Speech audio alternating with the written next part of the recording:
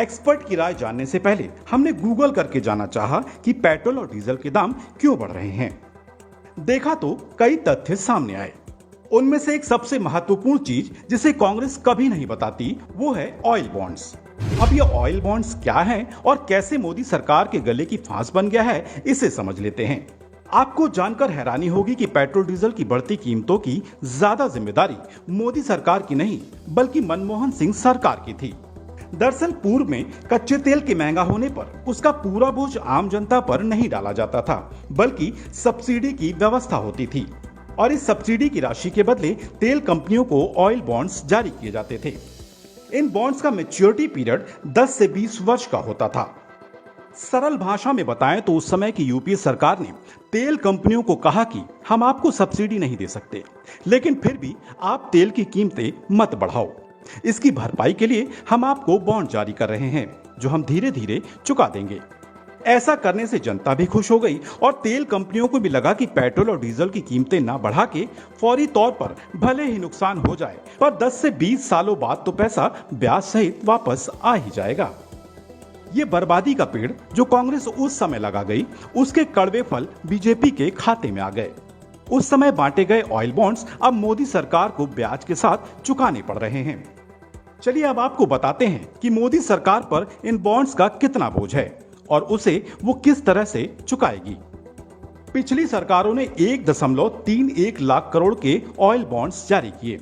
इन bonds का भुगतान केंद्र सरकार को अक्टूबर 2021 से मार्च 2026 तक करना होगा।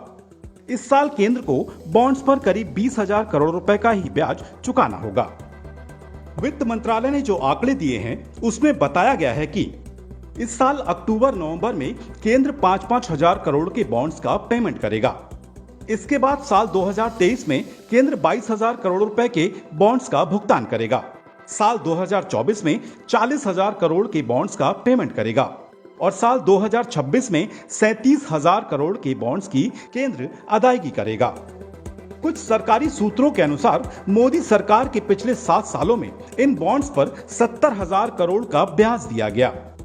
अगर हम पीछे थोड़ा सा जाकर के देखते हैं तो जुलाई 2010 में डॉक्टर मनमोहन सिंह सरकार ने पेट्रोल और डीजल दोनों को डीकंट्रोल कर दिया था। हालांकि पेट्रोल उसी समय उसका जो लागू हो गया, पेट्रोल डीकंट्रोल कर दिया गया, लेकिन जो उसका क्रियान्वयन है वो डीजल का वो 2014 में जाके हुआ है, जब एनडीए सरकार सत्ता में आई। लेकिन 2010 से 2014 तक का आप इतिहास देखें, कीमतें बढ़ी थी लेकिन उसके बावजूद डीजल के ऊपर सब्सिडी चलती रही। अर्थात उस समय की सरकार ने उसकी कीमत को नियंत्रण में रखा।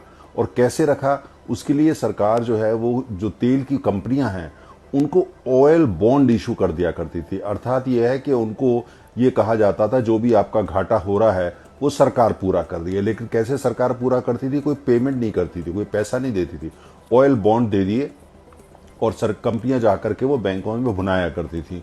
लेकिन उसका नतीजा ऑयल बॉन्ड का मत ये था, उसका जो भुगतान है वो आने वाली सरकारें करेंगी। अर्थात 5 साल बाद, 6 साल बाद, 8 साल बाद जो भी सरकार सत्ता में आएगी वो करेगी। तो वो सारा 2010 से 2014 तक उस समय जो कि सब्सिडी दी गई या जो कंट्रोल प्राइस थी डॉक्टर मनमोहन सिंह या कांग्रेस सरकार की, उस तमाम चीजों का जो भुगतान जो अरबों खरबों रुपया है वो आज तक जो है ये अब जो उसके बाद सरकार आई एनडीए की, एनडीए 1, एनडीए 2, वो सरकार आज तक उसका कर रही है। आपको बता दें कि साल 1996-97 के बाद केंद्र सरकारों ने तेल कंपनियों के घाटे की भरपाई के लिए ऑयल बॉन्ड्स जारी करने का फार्मूला निकाला था। ऑयल बॉन्ड्स जारी कर तत्कालीन यूपीए सरकार ने फौरी तौर पर तो ग्राहकों के लिए दाम स्थिर कर रखा था, लेकिन अब उसका भुगतान आम ग्राहकों की जेब से ही होना है। Presenting